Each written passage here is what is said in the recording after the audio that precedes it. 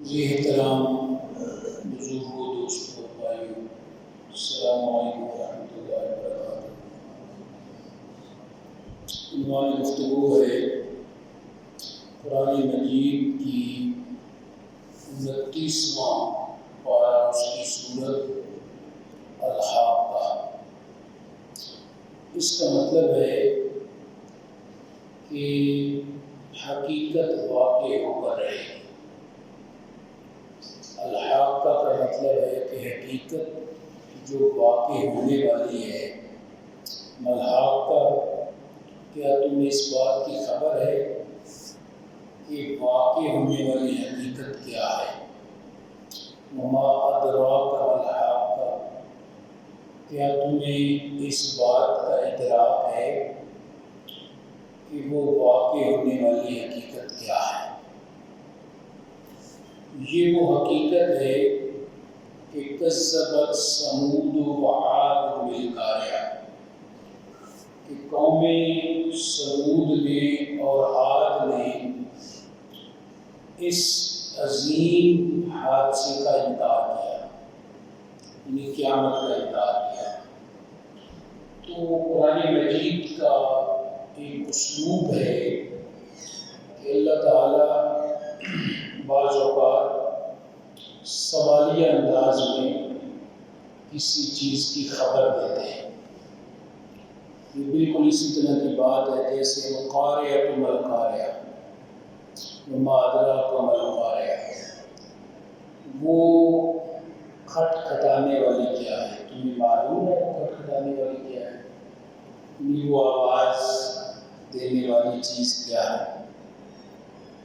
یوم یکون الناس کالفراش المبثوث، کہ جس دن لوگ ایسے ہو جائیں گے جیسے بکھرے ہوئے پتنگے۔ وتکون الجبال کالعہن المنفوش، اور پہاڑ بھی ایسے ہو جائیں گے جیسے روئی کو دھنک دیا جاتا ہے اور وہ ریشہ ریشہ ہو کے اڑ رہی ہوتی ہے۔ فَأَمَّا مَنْ ثَقُلَتْ مَوَازِينُهُ فَهُوَ فِي عِيشَةٍ رَاضِيَةٍ، تو جس کے اعمال زیادہ ہوں گے، وزنی ہوں گے، تو آج وہ بڑی ہی اچھی زندگی ہے۔ وَأَمَّا مَنْ خَفَّتْ مَوَازِينُهُ فَأُمُّهُ هَاوِيَةٌ، اور جس کے اعمال ہلکے ہوں گے، یعنی اعمال نامہ بھاری نہیں ہلکا ہے، تو وہ حاویہ میں جائے گا۔ اور تمہیں معلوم ہے کہ وہ حاویہ کیا ہے؟ وہ اللہ کی بھڑکتی ہوئی آگ ہے۔ تو یہ جو حقیقت ہے، جو واقع ہونے والی حقیقت ہے، تو سوالیہ انداز میں فرمایا کہ تمہیں کیا معلوم ہے کہ وہ واقع ہونے والی حقیقت کیا ہے؟ جیسے فرمایا الہاکم التکاثر، تمہیں کثرت نے ہلاک کر دیا۔ یعنی انسان کی ہلاکت کا باعث مال کی کثرت بھی ہے، بعض اوقات اولاد کی کثرت بھی ہے۔ اللہ تعالیٰ نے جنت فرمایا کہ تمہیں کثرت نے ہلاک کر دیا، حتیٰ زرتم المقابر، یہاں تک کہ تم قبروں میں چلے گئے، قبروں کو دیکھ لیا۔ اللہ سبحانہ وتعالی اللہ سبحانہ وتعالی، ہاں یقیناً عنقریب تم اس بات کو جان لو گے، بات زیادہ دور نہیں ہے، عنقریب تم اس کو جان لو گے۔ اللہ تعالی علم یقین، ہاں عنقریب تمہیں یقینی علم حاصل ہو جائے گا۔ لَتَرَوْنَ الْجَحِيمَ ثُمَّ لَتَرَوْنَهَا عَيْنَ الْيَقِينِ، جب تم جہنم کو اپنی آنکھوں سے دیکھ لو گے تو تمہیں عین الیقین ہو جائے گا۔ عین الیقین کہتے ہیں کسی چیز کو آنکھ سے دیکھ لینا۔ اور پھر ثُمَّ لَتُسْأَلُنَّ يَوْمَئِذٍ عَنِ النَّعِيمِ، اور پھر تم سے پوچھا جائے گا کہ اللہ تعالیٰ نے جو نعمتیں تمہیں دی تھی، ان کا استعمال ہم نے کیسے کیا ہے۔ تو یہ جو مکی صورتیں ہیں یہ انسان کو جھنجھوڑتی ہیں، جگاتی ہیں، اور انسان کو کانوں پہ آواز دیتی ہیں، اور وہ الفاظ بھی اسی طرح سے ہیں جو آواز دے کر جگاتے ہیں۔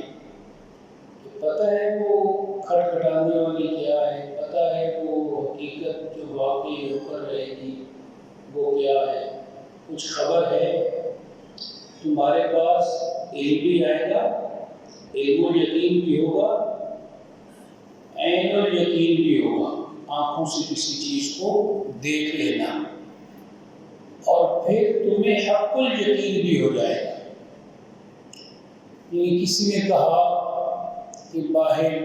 آگ لگی ہے، یہ علم الیقین ہے، علم آگے اس بات کا، آپ چلے گئے، آپ نے دیکھ لیا کہ واقعتاً آگ لگی ہے، تو آنکھوں سے دیکھ لیا، عین الیقین ہو گیا۔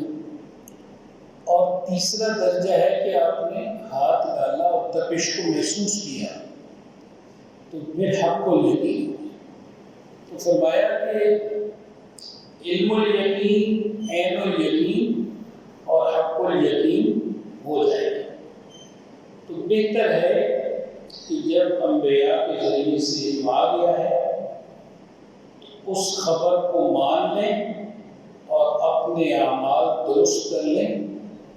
اپنی روش کو ٹھیک کر لیں۔ تو فرمایا کہ اس حقیقت کا انکار کرنے والی قومیں تھیں، قوم عاد اور قوم سمود، بڑی قومیں تھیں۔ آج ایک شخص تھا جس سے یہ قوم بڑی، حضرت نوح علیہ السلام کے 3 بیٹے ہیں، سام، حام اور یافس۔ تو سام کی اولاد میں سے عاد ہے تیسرے نمبر پہ، اور سام کی اولاد میں سے بھی سمود ہے۔ تو یہ بڑی قومیں تھی، بڑے لمبے قد تھے۔ قوم سمود کا علاقہ وہ جو تبوک کی طرف آپ جائیں تو اس کے قریب ہے، اور قوم عاد کا علاقہ زیادہ تر یمن اور عمان کا جو خالی ریگستان ہے، جس کو احقاف یا الربع الخالی کہتے ہیں، وہ والا ہے۔ بڑے لمبے نام تھے، ارم ذات العماد التی لم یخلق مثلها فی البلاد، ایسے لمبے کی ایسے تو مخلوق میں اللہ نے پیدا ہی نہیں کیے۔ فَأَمَّا ثَمُودُ فَأُهْلِكُوا بِالطَّاغِیَةِ، تو جو قوم سمود تھی یہ زوردار آواز، سمود ایسے ہے تو اب ساؤنڈ، اور آج اے آئی آ ہے تو اے آئی ہوا، تو یہ یاد رکھنے کے لیے تو ان پر ایک خوفناک ہوا کا عذاب آیا تھا قوم عاد پہ، اور قوم سمود پہ خوفناک آواز، اس کو چنگھاڑ کہتے ہیں، تو اس کا عذاب آیا، تو وہ طاغیہ ایک خوفناک کڑک سے ہلاک کیے گئے۔ وَأَمَّا عَادٌ فَأُهْلِكُوا بِرِيحٍ صَرْصَرٍ عَاتِيَةٍ، تو عاد جو تھی وہ ہلاک کی گئی ایک ہوا ٹھنڈی، سرسر کہتے ہیں ٹھنڈی ہوا، باد سرسر ٹھنڈی ہوا، اور باد سموم کہتے ہیں جلا دینے والی، یعنی جو ہوا بہت گرم ہے، لو والی ہے، تو اس کو باد سموم کہتے ہیں، اور جو ٹھنڈی ہوا ہوگی اس کو باد سرسر کہتے ہیں۔ تو ٹھنڈی ہوا کا عذاب سخت یخ بستہ ٹھنڈی ہوا کا عذاب ان پر آیا۔ سخر علیہم سبع لیال و ثمانیۃ ایام، مسلسل 7 راتیں اور 8 دن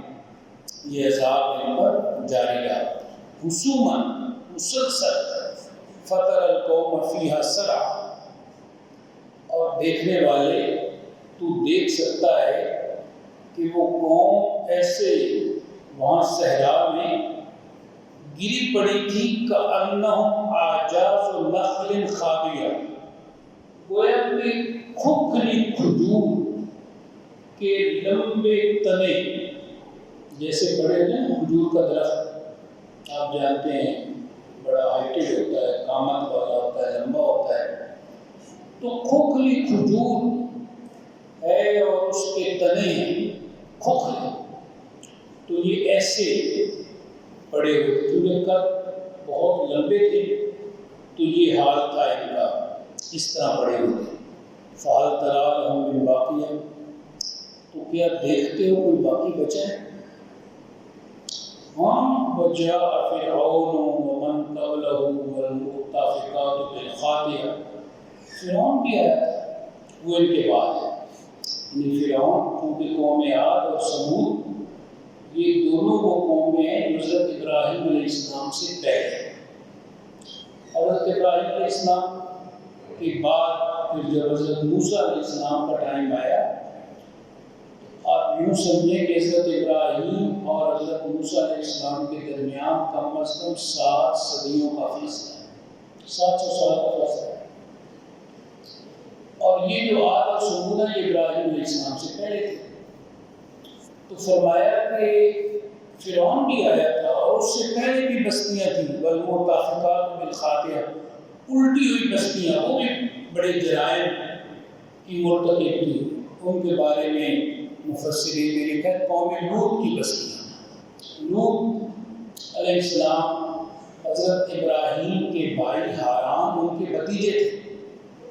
اور حضرت ابراہیم جہاں پہ رہتے تھے تو قریب میں ان کی بستیاں بھی تھیں، تو یہ بھی ایک بہت بڑے برے فعل کے مرتکب ہوئے جو قوم لوط کا فعل ہے۔ تو پھر زمین کو گویا کہ نیچے سے اٹھا کے یوں الٹا کے پھینک دیا گیا۔ تو ان کا انجام اگر دیکھنا ہے تو وہ بھی دیکھ سکتے ہو۔ فَأَسَّوْا رَسُولَ رَبِّهِمْ فَأَخَذَهُمْ أَخْذَةً رَابِيَةً، انہوں نے بھی اپنے رسول کی نافرمانی کی تو اللہ تعالیٰ نے ان کو بھی سختی سے پکڑا۔ إِنَّا لَمَّا طَغَى الْمَاءُ حَمَلْنَاكُمْ فِي الْجَارِيَةِ، پھر قوم نوح کی ساتھ مثال دے گی، وہ ظاہر بات ہے فرعون سے بھی پہلے ہیں اور قوم لوط سے بھی پہلے ہیں، عاد اور ثمود سے بھی پہلے ہیں، حضرت نوح علیہ السلام۔ تو حقیقت یہ ہے کہ پانی جب بالکل سروں سے گزرنے لگا تو ہم نے کشتی میں تمہیں سوار کیا، نوح علیہ السلام اور آپ کی جو قوم تھی، لِنَجْعَلَهَا لَكُمْ تَذْكِرَةً وَتَعِيَّهَا أُذُنٌ وَاعِيَةٌ، تاکہ ہم چاہتے تھے کہ ایک یادگار بنا دیں، اور جو یاد رکھنے والے کان ہیں وہ یاد رکھیں ان واقعات کو کہ کیسے اللہ تعالیٰ نے حضرت لوط کو بھی بچایا اور ان کے گھر والوں کو بھی، حضرت نوح کو بھی بچایا اور ان کے گھر والوں کو بھی، حضرت موسیٰ کو بھی بچایا اور ان کے جو ساتھی تھے ان کو بھی بچایا۔ انبیاء علیہ السلام کو کیسے اللہ تعالیٰ نے اور ان کے جو ماننے والے ہیں ان کو عذاب سے تحفظ دیا، اور جو مجرمین تھے، مفسدین تھے، فسادی تھے، مترفین تھے، حد سے بڑھنے والے تھے، کیسے ان پر اللہ کا عذاب آیا۔ تو جو آنکھوں سے دیکھا گیا ہے بس بعد میں آنے والے اس کو یاد رکھیں، اور کل جب قیامت کا دن ہوگا تو یہ ایسے ہی ہوگا کہ انبیاء رسول علیہ السلام اور ان کے جو ماننے والے ہیں اللہ تعالیٰ ان کو جہنم سے بچا لیں گے اور جنت عطا فرمائیں گے، اور جو دوسرے ہیں وہ جہنم کا ایندھن بنیں گے۔ اور ساتھ آگے فرمایا وَإِذَا نُفِخَ فِي الصُّورِ نَفْخَةٌ وَاحِدَةٌ، ایک مرتبہ وہ سور بگل جو اسرافیل علیہ السلام کے پاس بجایا جائے گا، وَحُمِلَتِ الْأَرْضُ وَالْجِبَالُ فَدُكَّتَا دَكَّةً وَاحِدَةً، زمین اور پہاڑ اٹھا کے ایک ہی ضرب میں اللہ تعالیٰ پاش پاش کر دیں گے۔ فَيَوْمَئِذٍ وَقَعَتِ الْوَاقِعَةُ، اس دن پھر قیامت برپا ہو جائے گی۔ وَانشَقَّتِ السَّمَاءُ فَهِيَ يَوْمَئِذٍ وَاهِيَةٌ، آسمان اس میں پھٹ جائے گا اور ایسے جیسے بکھرا ہوا ہے، والملک علی ارجائها، اور آسمان کے کناروں پر فرشتے ہیں، وَيَحْمِلُ عَرْشَ رَبِّكَ، اور وہ فرشتے تیرے رب کا عرش اٹھائے ہوئے ہیں، فَوْقَهُمْ يَوْمَئِذٍ ثَمَانِيَةٌ، اس دن جو تیرے رب کا عرش اٹھانے والے فرشتے ہیں وہ 8 ہیں۔ تو اللہ تعالیٰ کی تعداد بیان کرتے ہیں، یومئذ تعرضون لا تخفی منکم خافیہ، اور یہ وہ دن ہے کہ تمہیں پیش کیا جائے گا اور کوئی راز پوشیدہ نہیں رہے گا، یعنی زمین بھی اپنے راز اگل دے گی، یہاں تک کہ ہماری جو زبانیں ہیں، اللہ تعالیٰ نے فرمایا یوم نختم علی افواہہم وتکلمنا ایدیہم وتشہد ارجلہم بما کانوا یکسبون، آج ہم زبانیں جو ہیں ان پر مہر لگا ہے، ان کے ہاتھ ہم سے گفتگو کریں گے اور ان کے پاؤں گوائیں گے، ہاتھ کلام کریں گے اور پاؤں گوائیں گے۔ اور اگلی باتیں اللہ تعالیٰ جو ارشاد فرما رہا ہے وہ بھی بہت اہم ہیں، اور یہ وہ باتیں جن کے بارے میں اوپر فرمایا ہے کہ جو یاد رکھنے والے کان ہیں، وَتَعِيَّهَا أُذُنٌ وَاعِيَةٌ، یاد رکھنے والے کان ان باتوں کو یاد رکھیں۔ اب یہ ہم دعا بھی کرتے ہیں اور کرنی بھی چاہیے، اور یہ اجر بھی ہے اور ساتھ سزا بھی ہے۔ فَأَمَّا مَنْ أُوتِيَ كِتَابَهُ بِيَمِينِهِ، وہ شخص جس کو نامہ عمل دائیں ہاتھ میں عطا کیا جائے، نامہ ہم کہتے ہیں کہ اللہ میں نامہ عمل دائیں ہاتھ میں عطا کرنا، وہ جس کو نامہ عمل دائیں ہاتھ میں عطا کیا، فَيَقُولُ هَاؤْمُ اقْرَءُوا کِتَابِیَهْ، وہ یہ کہے گا لوگوں میرا نامہ عمل پڑھ، یہ ہے میرا نامہ عمل، اسے پڑھو، انی ظننت انی ملاق حسابیہ، مجھے یقین تھا کہ مجھے ایک دن اپنے رب سے ملاقات کرنی ہے۔ تو گویا کہ جس نے یاد رکھا ہے کہ اس نے اپنے رب سے ملنا ہے، ملاقات کرنی ہے اور اس نے جواب دینا ہے، تو وہ آج گویا کہ کامیاب ہو گئے۔ یعنی جس نے امتحان کی تیاری کی ہے، جو ساری زندگی اسی طرح ہی اس نے گزاری ہے کہ ایک دن مجھے اللہ کی بارگاہ میں پیش ہونا، جیسے کس میں بارے میں فرمایا، فَمَن خَافَ مَقَامَ رَبِّهِ وَنَهَى النَّفْسَ عَنِ الْهَوَىٰ فَإِنَّ الْجَنَّةَ هِيَ الْمَأْوَىٰ، کہ جو اپنے رب سے پیش ہونے میں ڈرتا رہا اور اس نے اپنی خواہش نفس کو روکا، یہ جنت ہے اور اس کو پیش کیا ہے۔ تو فرمایا کہ وہ جسے نامہ عمل دائیں ہاتھ میں عطا کیا جائے گا تو وہ کہے گا لوگوں دیکھو یہ میرا نامہ عمل ہے، اسے پڑھو، مجھے یقین تھا کہ مجھے ایک دن اپنے رب سے ملنا ہے۔ فَهُوَ فِي عِيشَةٍ رَاضِيَةٍ، آج تو وہ بڑی اچھی پلیزنٹ لائف میں ہے، خوش ہے، راضی ہے، فی جنت عالیہ، بلند و بالا باغ میں ہے، قطوفها دانیہ، جس کے خوشے لٹک رہے ہیں، کلوا واشربوا ہنیئا بما اسلفتم فی الایام الخالیہ، تو اللہ تعالیٰ فرمائیں گے کھاؤ پیو مزے کرو، یہ انعام ہے ان دنوں کا جو تم گزار کے آئے، یعنی دنیا میں تم نے جو دن اللہ اور اس کے رسول کی محبت میں، احترام میں، اتباع اور اطاعت میں گزارے ہیں، تو یہ ان خوبصورت دنوں کا نتیجہ ہے۔ اور مقابل میں وَأَمَّا مَنْ أُوتِيَ كِتَابَهُ بِشِمَالِهِ فَيَقُولُ يَا لَيْتَنِي لَمْ أُوتَ كِتَابِيَهْ، وہ جس کو نامہ عمل بائیں ہاتھ میں دیا جائے گا کہے گا کاش مجھے یہ نامہ عمل نہ دیا جاتا، لم أَدْرِ مَا حِسَابِيَهْ، میں نہ جانتا میرا حساب کیا ہے، یا لیتہا کانت القاریہ، ایسا ہی ہوتا ہے جو موت آ گئی تھی ہوئی کافی ہوتی ہے اور دوبارہ اٹھایا ہی نہیں جاتا، یعنی موت ہی میرا کام تمام کر دیتی، اور آج میں جو دوبارہ اٹھایا گیا ہوں اور میں رسوا کیا جا رہا ہوں، تو ایسا نہ ہوتا، ما اغنی عنی مالیہ، اب تو میرا مال ہی کہاں ہے۔ دنیا میں بڑا مالدار تھا لیکن کوئی مال میرا کام نہیں آیا، حالانکہ انی سلطانیہ، میرا اقتدار بھی ختم ہو گیا۔ وہ جو اقتدار تھا، طاقت تھی، کسی کے پاس تھوڑا تھا، کسی کے پاس زیادہ تھا، تو وہ بھی ختم ہو گیا۔ خذوہ فغلوہ، پکڑو اسے اور اسے زنجیر پہناؤ، ثم الجحیم صلوہ، پھر جہنم میں جھونک دو، ثم فی سلسلۃ ذرعہا 70 ذراعا فاسلکوہ، پھر 70 گز ہاتھ کی جو زنجیر ہے اس میں اسے جکڑ دو، انہ کان لا یؤمن باللہ العظیم، یہ وہ شخص ہے جو اللہ پر ایمان نہیں رکھتا تھا اور کیا کام نہیں کرتا تھا، ولا یحض علی طعام المسکین،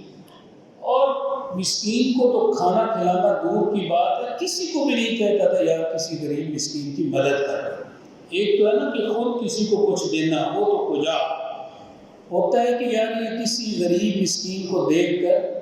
تو ترس ہی آ جائے اور کسی کو کہہ دے کہ یار یہ بیچارہ بھوکا ہے تو اس کو کچھ کھانا کھلا، تو وہ بھی نہیں کرتا تھا۔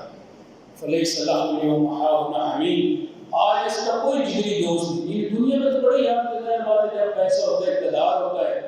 تو بڑے چاہنے والے ہوتے ہیں، ماننے والے ہوتے ہیں، اور جب دنیا میں بھی چلا جاتا ہے تو کوئی نہیں ہوتا، تو مرنے کے بعد کون ہوگا؟ آج اس کا کھانا کیا ہے؟ بلا طعام الا من غسلین، وہ پی کر زخموں کا دھونا ہے، وہ کھانا ہے۔ لا یأکلہ الا الخاطئون، گناہگار ان کا یہی کھانا ہے۔ فلا اقسم بما تبصرون، میں قسم اٹھاتا ہوں ان چیزوں کی، اب اللہ کے رسول سے کتاب ہے کہ جن کو تم دیکھتے ہو، وما لا تبصرون، اور جن کو تم نہیں دیکھتے۔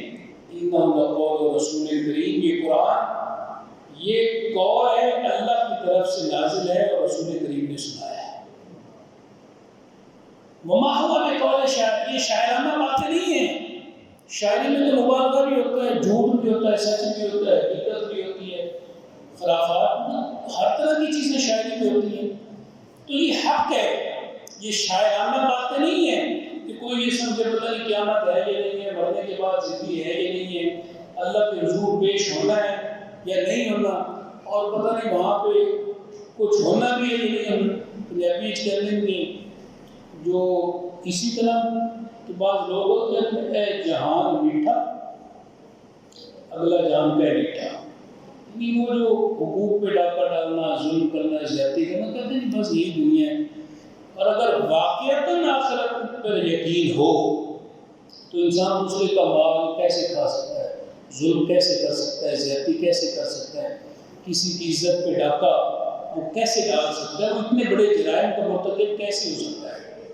تو فرمایا کہ وما ہوا بقول شاعر، یہ کسی شاعر کی بات نہیں، یہ اللہ کا کلام ہے۔ قلیل ما تؤمنون، بہت کم لوگ ہیں جو حقیقت اس پر ایمان لاتے ہیں۔ ولا بقول کاہن، کسی کاہن کی بات بھی نہیں جو مستقبل کی خبریں دیتے تھے، سچ جھوٹ ملا کے بیان کر دیتے تھے، تو یہ کسی کاہن کی باتیں بھی نہیں ہیں۔ قلیل ما تذکرون، بہت تھوڑے ہیں جو واقعات ان میں سے نصیحت حاصل کرتے ہیں۔ تنزیل من رب العالمین، یہ عالمین کے رب کی طرف سے نازل کیا گیا۔ تو اگر ہمارا یقین ہے یہ اللہ کا کلام ہے، ہمارا یقین ہے، تو پھر ہمیں غور کرنا چاہیے، اور ہمیں اللہ تعالیٰ کی اس بات پر غور کرنا چاہیے کہ وَتَعِيَا أُذُنٌ وَاعِيَةٌ، جو سننے والے کان ہیں وہ سنیں، جو یاد رکھنے والے کان ہیں وہ یاد رکھیں۔ دنیا میں ہم بچے کو کوئی چیز یاد کروانا، کان تھوڑا سا پکڑتے ہیں، کھینچتے ہیں اور اس کو یاد کر، تو یہ اللہ تعالیٰ اسی طرح پیغمبر اعظم رسول محترم صلی اللہ علیہ وسلم، سید العالمین صلی اللہ علیہ وسلم کے ذریعے سے ہمارے کانوں میں دستک دے رہے ہیں، اور اللہ تعالیٰ ہمارے کان کھینچ رہے ہیں، وہ ہے کہ کھینچ کر بتا رہے ہیں، وہ عالمین کا رب ہے، کھینچ کر بتا رہے ہیں لوگوں تمہیں ہمارے سامنے ہماری بارگاہ میں حاضر ہونا ہے۔ اور اگر اس دنیا میں مثالیں لینی ہے تو قوم عاد دیکھ لو، سمود دیکھ لو، قوم لوط دیکھ لو، اصحاب مدین دیکھ لو، قوم موسیٰ دیکھ لو، فرعون کا انجام دیکھ لو، قوم شعیب دیکھ لو، تو یہ کافی ہیں مثالیں، اور اپنے اعمال کو درست کرو۔ اللہ تعالیٰ سے دعا ہے کہ عالمین کا رب ہمیں قرآن مجید کی بارگاہ میں جھک جانے اور اس کی طرف سے جو ہمیں رہنمائی فراہم کی گئی ہے اس کو قبول کرنے اور اس ہدایت پر عمل کرنے کی توفیق عطا فرمائے۔ وآخر دعوانا الحمد للہ رب العالمین۔